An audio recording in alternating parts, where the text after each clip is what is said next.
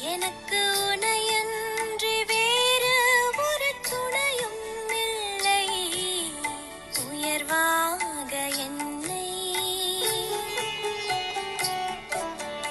உயர்வாக என்னை மாற்ற வந்த பாபா, உனக்காக நானும் வாழ்வேனே பாபா.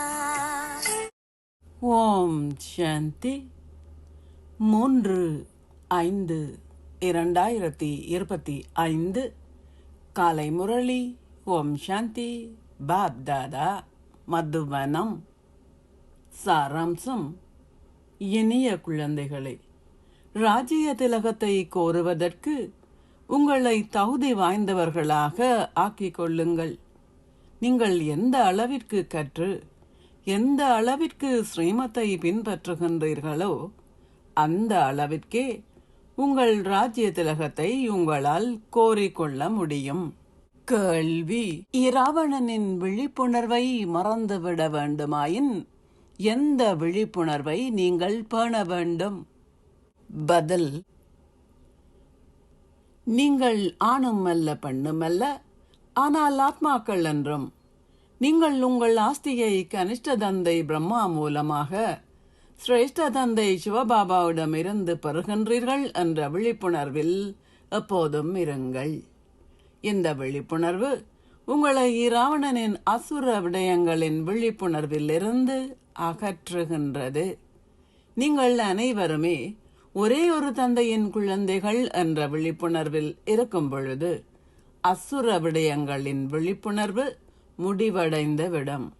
இது தூய்மையாக இருப்பதற்கு மிகச்சிறந்த வழி. எனினும் இதற்கு அதிக முயற்சி தேவை. பாடல்: உங்களை கண்டு கொண்டதனால் நாங்கள் அனைத்தையும் கண்டு கொண்டுள்ளோம். பூமி, வானம், ஏனைய அனைத்தும் எங்களுக்கே சொந்தம். ஓம் சாந்தி. தாரணைக்கான சாராம்சம்: 1. உங்களுக்கு ராஜ்ய திலகத்தை இட்டுக் கொள்வதற்கு உங்களை தகுதி வாய்ந்தவர்கள் ஆக்குங்கள்.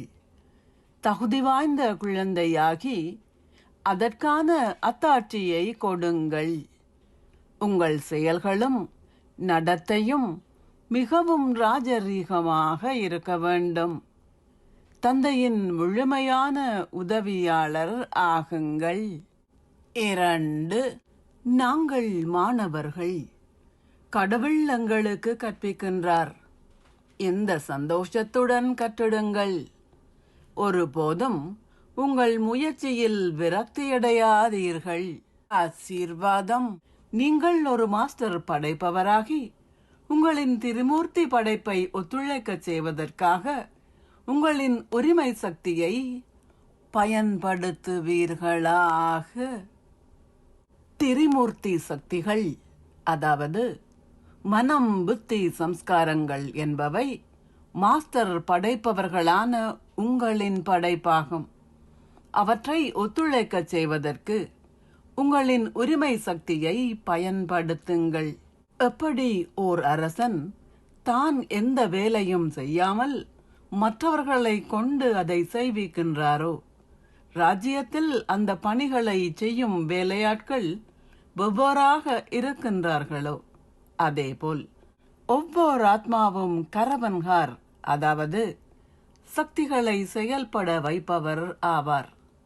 விசேடமான திரிமூர்த்தி சக்திகளும் கரன்ஹார், அதாவது செயல்களை செய்பவை ஆகும். எனவே ஒரு மாஸ்டர் படைப்பவர் என்ற உங்களின் ஆசீர்வாதத்தை உங்களின் விழிப்புணர்வில் வைத்திருந்து உங்களின் திருமூர்த்தி சக்திகளையும் பௌதீக அங்கங்களையும் சரியான பாதையை பின்பற்றச் செய்யுங்கள். ஸ்லோகம்: அவ்யக்த பராமரிப்பை பெறுகின்ற ஆசீர்வாதத்தின் உரிமையை பெறுவதற்கு ஒளிவு மறைவு அற்றவர் ஆகுங்கள். அவ்யக்த சமிக்ஞை, ஆன்மீக ராஜரீகம் மற்றும் தூய்மையின் ஆளுமையை கடைபிடியுங்கள். தூய்மை என்பது பிரம்மச்சரியம் மட்டும் அல்ல, ஆனால் அதுவே அத்திவாரம். ஆனால் அதனுடன் ஏனைய 4 விகாரங்களும் உள்ளன. பெரிய தீய ஆவிகளான கோபத்தையும் அதன் சகபாடிகளையும் துறவுங்கள். அவற்றுடன் கூடவே அவற்றின் சந்ததிகளான சிறியவர்களையும் துறவுங்கள். அப்போது மட்டுமே நீங்கள் ஆன்மீக தூய்மையின் ராஜரீகத்தை கடைபிடிக்கின்றீர்கள் என்று சொல்ல முடியும். ஓம் சாந்தி. நன்றிகள் பாபா. உன்னுறவற்றையும் உலகின் சுகமென்ன சுகம், உன் துணையை தவிர வேறேது சுகம். கண்மணியாய் உன் கண்ணில் வைத்தார்,